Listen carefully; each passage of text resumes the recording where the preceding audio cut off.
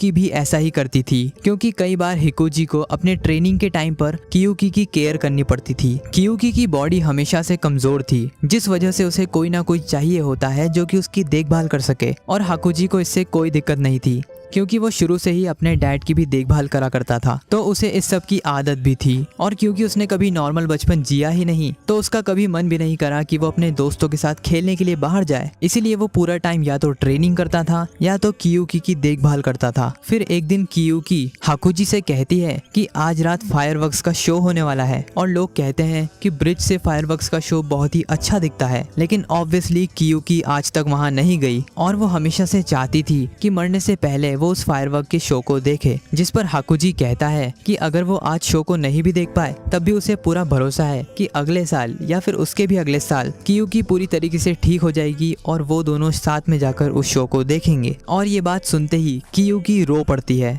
हाकुजी को समझ ही नहीं आता कि आखिर वो रो क्यों रही है, जिस पर वो सोचता है शायद उसके डिप्रेसिंग नेचर की वजह से। फिर एक दिन मास्टर केजो और हाकुजी कुएं में से पानी पी रहे थे, और तभी मास्टर केजो हाकुजी को बताते हैं कि उन्होंने एक बार एक बूढ़े इंसान की मदद की थी, और अपने फाइटिंग स्टाइल की मदद से उन्हें एक चोर से बचा लिया था। और उसी के बाद उस बूढ़े इंसान ने खुश होकर मास्टर केजो को ये जमीन दे दी थी, जिसके ऊपर बाद में उन्होंने अपना डोजो शुरू करा। और जैसे ही ये बात पास ही के किंजुत्सु डोजो को पता चली, उस डोजो के सारे बच्चों ने और सारे टीचर्स ने मास्टर केजो की बुराई करना शुरू कर दी, और गाँव में उनकी इमेज इतनी ज्यादा खराब कर दी कि अब उनके यहाँ कोई भी स्टूडेंट नहीं आता। और हाकुजी ये सब बड़े ध्यान से सुन रहा था। और ये सब हो जाने के बाद धीरे धीरे